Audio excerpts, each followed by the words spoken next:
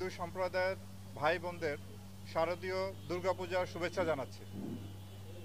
আমরা এই দুর্গাপূজার উৎসবটি নিরাপদে নির্বিঘ্নে সুন্দর ও সুষ্ঠুভাবে সম্পূর্ণ করার জন্য আইন শৃঙ্খলা রক্ষাকারী বাহিনীর সকল সদস্য, বাংলাদেশ পুলিশ, আর্ম ফোর্সেস ডিভিশনের লোকজন, র্যাব, বিজিবি, আনসার, কোস্টগার্ড সহ সকল বাহিনী আমরা মাঠে আছি। এবারের এই উৎসবটি যাতে নিরাপদে, সুন্দরভাবে, সুষ্ঠুভাবে সম্পন্ন হয়, এই জন্য আমরা সবাই একত্রে একযোগে কাজ করে যাচ্ছি।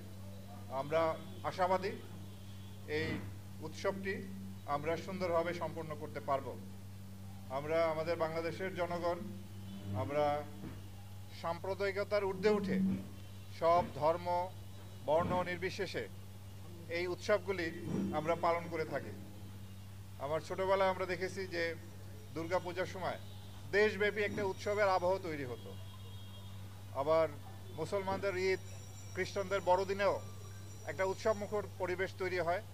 তা আমরা এই পরিবেশটি, একটি অসাম্প্রদায়িক বাংলাদেশের এই পরিবেশটি সুষ্ঠুভাবে যাতে থাকে সেই জন্য একযোগে সবাই কাজ করে যাচ্ছে।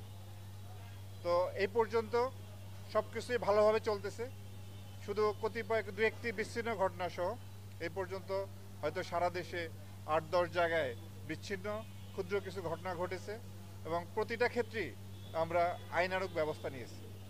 আমরা যদি সতর্ক থাকি, বাংলাদেশে এবারে প্রায় ৩১,৫৪৬টি পূজা মণ্ডপে পূজা হতে যাচ্ছে।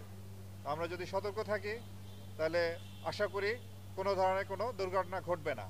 তা আমি পূজা উদযাপন কমিটির যারা সম্মানিত সদস্যবৃন্দ আছেন, এই মণ্ডপ সহ সকল মণ্ডপে যারা আছেন, তাদেরকে আমরা অনুরোধ করব, আপনারা এই এখন তো আপনার দেবদেবীর যে তৈরি করার কাজটি চলতেছে এবং ২৮ তারিখ থেকে আনুষ্ঠানিকভাবে পূজা শুরু হবে।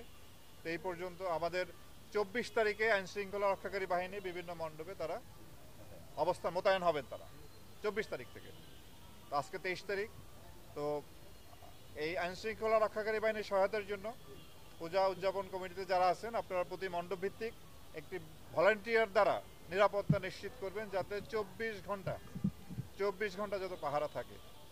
আমরা জানি আমাদের দেশে কিছু কাপুরুষ, অসুস্থ মন মানসিকতার কিছু লোক আছে যারা এই ছোটোখাটো ঘটনাগুলি ঘটায়।